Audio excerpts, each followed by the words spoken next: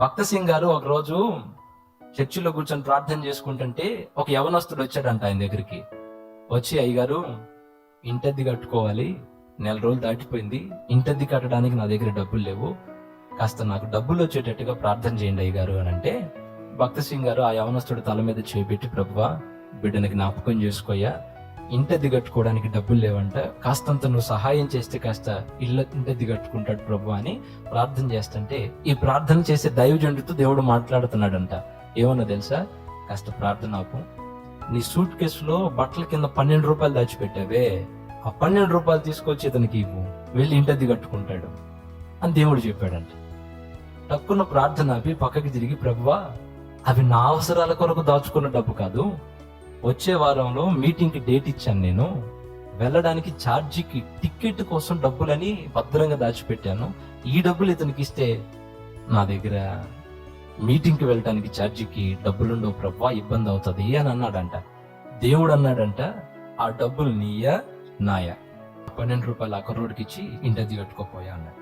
అతను వెళ్ళాడు సంతోషంగా, ఇంటద్ది కట్టుకున్నాడు, అంతా అయిపోయింది అంట. ప్రభువా డబ్బులు పంపిస్తే వెళ్ళిపోతాను, ఇంకా టికెట్ కి డబ్బులు పంపిస్తే నేను వెళ్ళిపోతాను, ఇంకని ప్రార్థన చేయటం, అటు ఇటు చూడటం, ఏ కాకైనా వచ్చిద్దా, ఎవరైనా ఇస్తారా, ఎవరు రావట్లే, టైం అయిపోతుంది. తీరా టైం దగ్గరకు వస్తుంది అన్నప్పుడు దేవుడు అన్నాడంట, ఇక్కడ కూర్చొని ఎందుకు ప్రార్థన చేస్తున్నావు, రైల్వే స్టేషన్కి వెళ్ళు అన్నాడంట. డబ్బులు లేవుగా ప్రభువా, నేను చూసుకుంటానులే పదా అన్నాడంట. సూట్ కేసు తీసుకొని ప్లాట్ఫామ్ మీదకి వెళ్ళి రైల్వే స్టేషన్ లో ప్లాట్ఫామ్ మీద నిలవబడి చూస్తున్నాడు, అటు ఇటు చూస్తున్నాడంట, ఎవరైనా వచ్చి డబ్బులు ఇస్తారేమో. ఇక తీరా ట్రైన్ స్టార్ట్ అవుతుంది, టైం అయింది, ఇంజిన్ స్టార్ట్ అయింది, బండి అట్లా కదిలింది. ఇక ఆకాశం వైపు చూసి, ప్రభువా ముందే చెప్పాను నీకు, ఈ డబ్బులు ఇచ్చేస్తే టికెట్ కి డబ్బులు ఉండవని ముందే చెప్పా, డబ్బులు నాయా నీయా అని అడిగి మరీ బలవంతంగా ఇప్పించావు, ఇప్పుడు చూడు ట్రైన్ వెళ్ళిపోతుంది, ఏం చేయమంటావు, మీటింగ్ ఆగిపోతుంది, అనేక మంది బిడ్డలు కూటానికి వచ్చి ఎదురు చూస్తున్నారు, ఏం చేయమంటావు అని అలా ఆకాశం వైపు కళ్ళు లేచి అట్లా ప్రార్థన చేస్తా, ఇంక అయిపోయింది, ఈరోజు ఇంటికి వెళ్ళడమే అనుకుంటున్నాడండి. అలా ఆకాశం వైపు చూస్తుంటే ఎవరో ఒక అతను వచ్చి ఆయన తట్టి, అయ్యా భక్త సింగ్ అంటే నువ్వేనా, భక్త సింగ్ అంటే మీరేనా? అవును బాబు నేనేనయ్యా, మీరేనా?